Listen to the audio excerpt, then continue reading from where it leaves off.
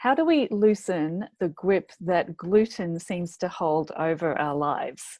My name's Danielle Gardner. I'm a messaging and marketing guide, and I'm here today with Anita Hamilton-Williams, who is a functional medicine health coach, and we're going to talk through this issue of gluten and its hold. So, Anita, thanks for joining me today in this conversation.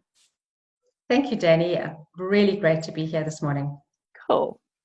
So the first question I have, this is really based on, we were working together last year, and I think it was our last session, you happened to mention that you had given up gluten. And, I noticed myself that I have a real sensitivity to gluten, and I'm like, what? I immediately thought, I want to talk to you about this.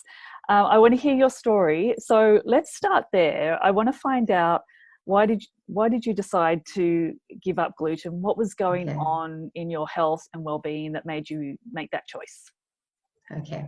So it was really by chance that I gave up gluten. What happened was, in my 30s, I was diagnosed with exercise-induced asthma, and I had no idea that was being triggered and influenced by gluten.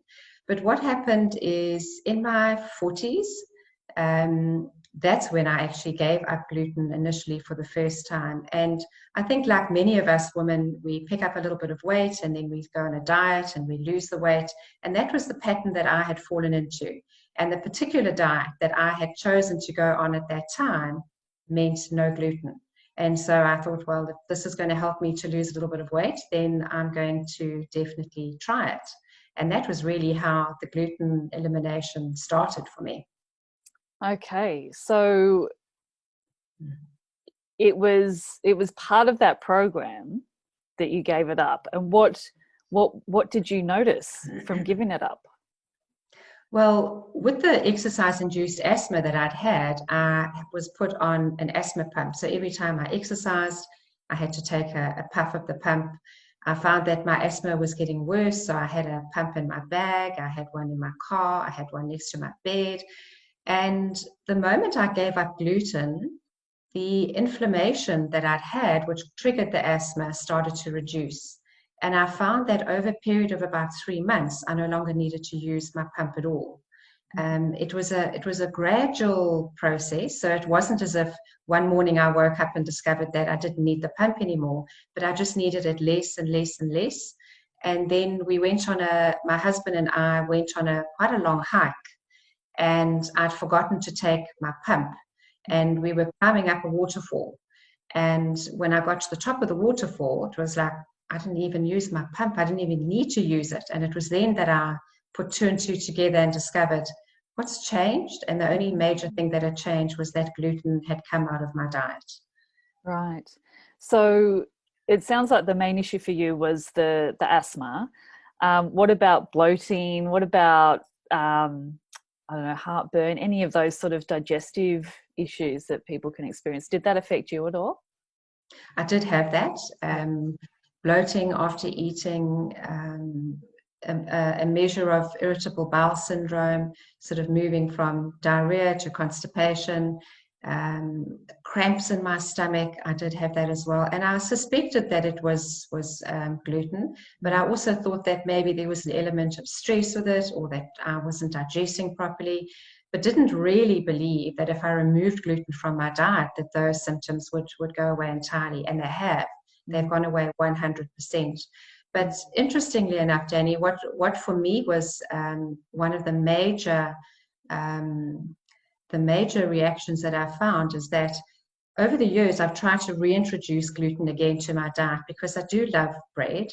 I do love, there's nothing better than a freshly baked sourdough loaf. I really do love that, and I miss that. Yeah. But what I found when I reintroduced the gluten back into my diet is that I would immediately, probably within about, when I say immediately, maybe 72 hours, I would then go into a depressive state. So for me, it affected a brain function, and it would take me about a week to get out of that. So real, melancholy, a sadness, a heaviness that I felt. Yeah. And that is entirely gone now that I don't have gluten anymore.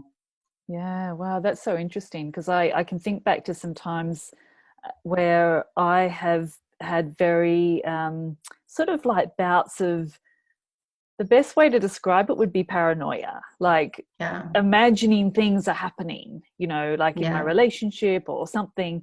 And there's part of me going, Danny, how on earth are you like drawing those lines? Like there's nothing there. And then there's this other part that really believes it. And there, whenever I have had those really dark times, they've always coincided with a lot of with gluten, gluten. Yeah, like a huge amount, like being away on holidays or something. yes, So yes, that's interesting how it can affect brain function. yeah, yeah. And then for you, you're not celiac. You don't have No, celiac disease, and this is another thing, isn't it? It's just because you don't have celiac disease doesn't mean that gluten doesn't affect you. So absolutely. the other thing I'd like to hear your thoughts on is, this idea that what I've recognized is gluten has a real hold. Well, in my life, and I think a lot of Yeah, people's lives, and you kind of touched on that because, like bread, right? It's so comforting yeah, and it's so yummy. absolutely.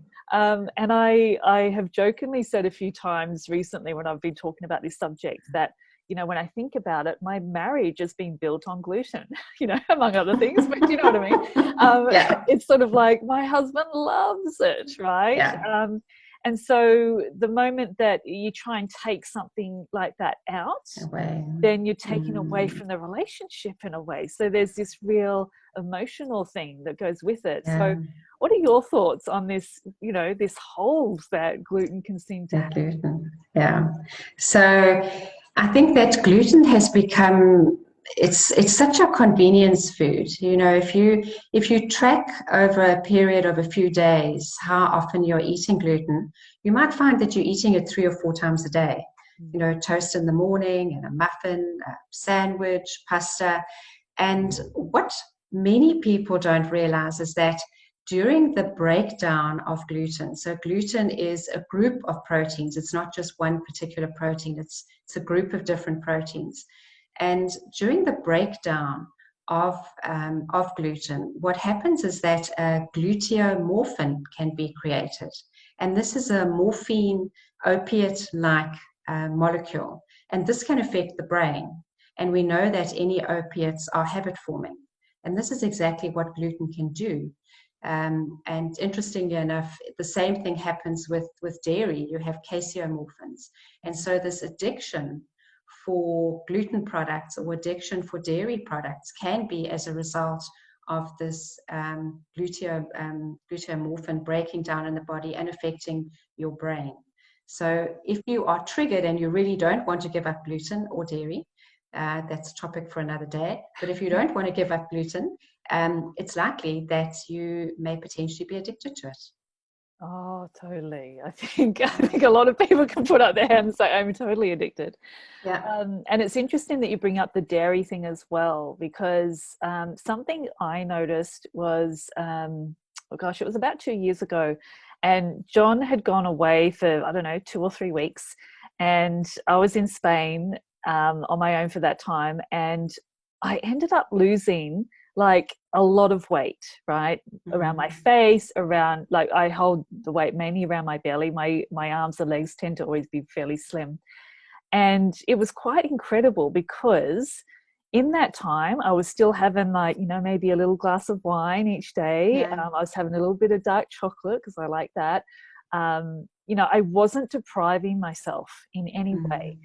I also Mm. happened to be, because we were right by the water, each day I tended to go for a walk for, I don't know, maybe half an hour or something. So I felt like I was doing a lot of walking. And in that short period of time, you know, I also wasn't having, I was having a little bit of milk in my tea, but Right. compared to when John was around, I was also having, flat whites, like very milky coffees and stuff like Mm. that. And I was just amazed at what difference that it made. And then when I reintroduced, like since then, when I've reintroduced cheese and milk, I've noticed the reaction I have to it, you Yeah. know. Um, Especially in the mornings, like I'll hear my tummy kind of like making all these gurgly noises like when I'm Mm. waking up. And So it's been interesting to reintroduce some of those things, and I can tell that, you know, they're not really helping me. So yeah, those two are a big one, aren't they? Yeah, the two definitely go hand in hand. Yeah. I think that some people are more reactive to the gluten, some to dairy, Yeah. but the inside the body, the body there's a cross reaction to those particular proteins, and that's why it can be good to stop them both at the same time. I recall that when I first gave up gluten, I lost 9 kilograms, Wow. and I probably needed to lose about 5 at the time. And this was, I would pick up about 5 kilograms, then find a diet, lose the 5 kilograms. But since gluten's gone out of my diet, my weight has been stable. So it doesn't fluctuate as much as it used to. Yeah, that's so interesting.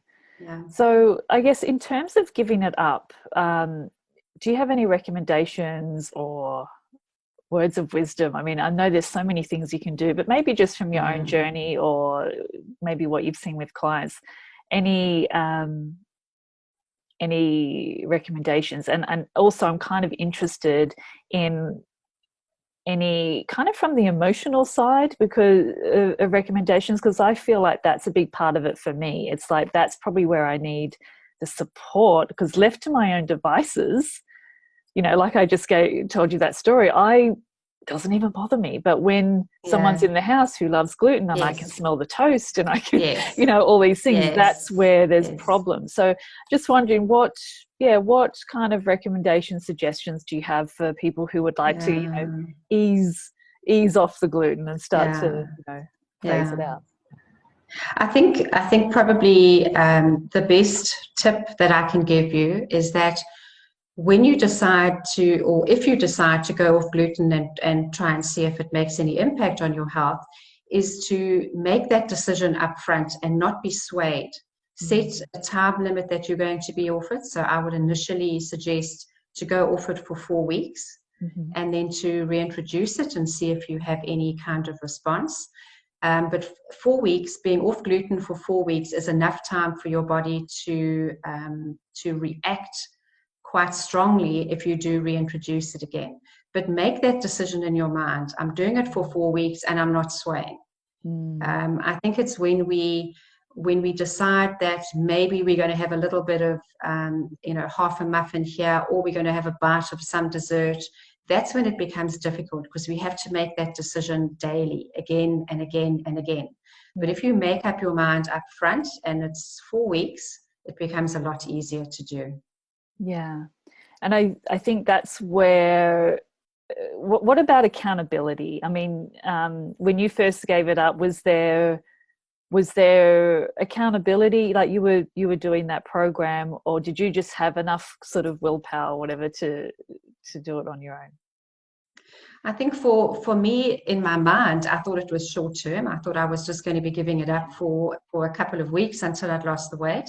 But once I'd seen the health benefits that I started to experience with the reduced asthma, it then got me thinking as to, well, do I really want to introduce this back into my diet again?